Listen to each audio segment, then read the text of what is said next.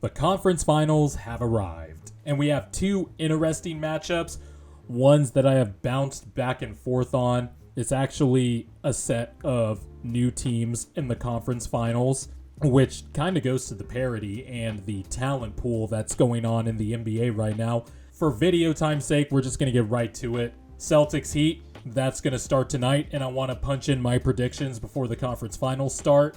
And this one, I always thought whoever was going to win the fantastic all-time classic of a series between the Bucks and the Celtics was going to be the winner of the conference finals, whether it would have been against the Sixers or against the Heat.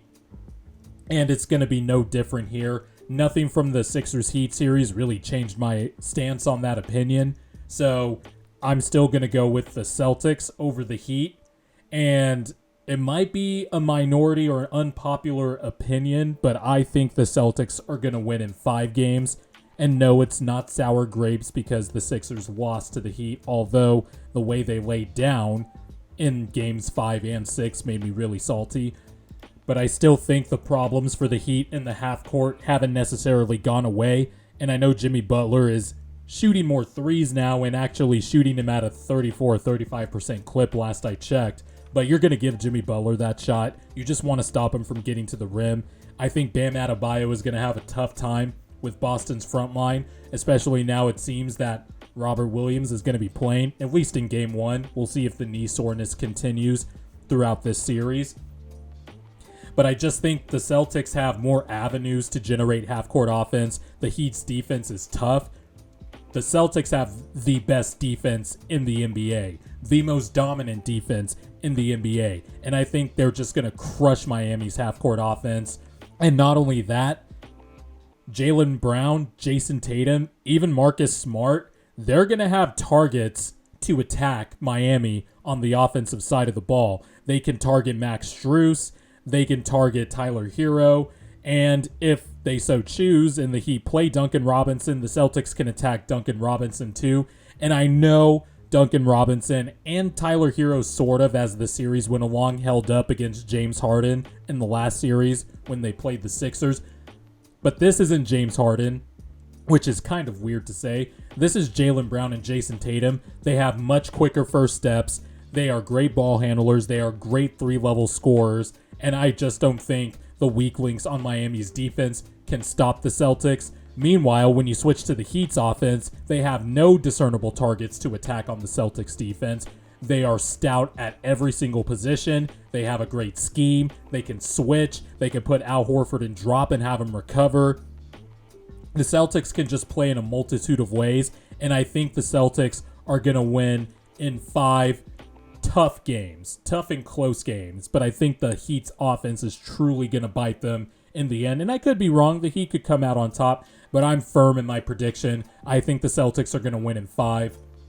Warriors Mavs won the series that I was kind of not expecting, but also I'm kind of excited for this series, man. It's the new guard.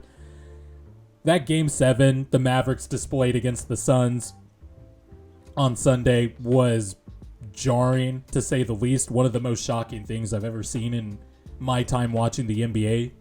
The Mavericks are here, and I was initially leaning Warriors, but Luka has me thinking, man. And even before this recording, I still had no idea who I was going to pick. Last night, I thought maybe the Mavs could win this series. I mean, they just beat the best team in the NBA.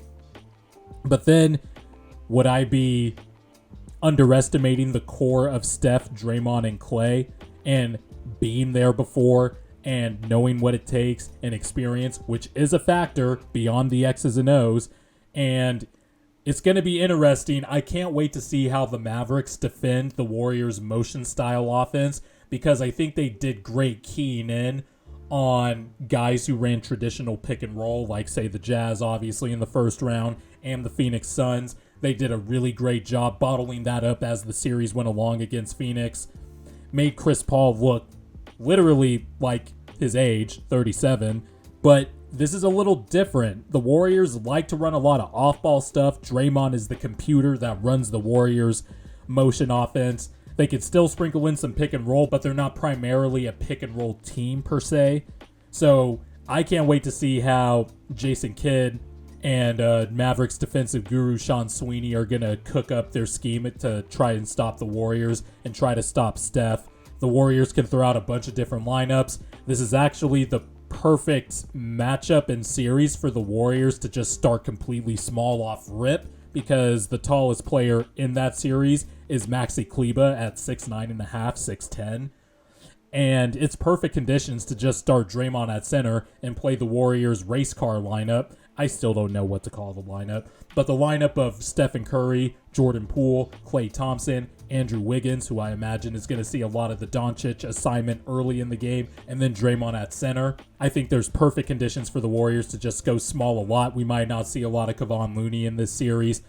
The Mavericks, they are also really good with their small lineups, especially as they leaned into it throughout the Jazz series in the first round, but they have the ultimate chess piece on the board, and that's Luka Doncic, who is, I mean, he's literally unstoppable. There's no good coverage against Luka Doncic. You can't deploy drop coverage. You can't switch.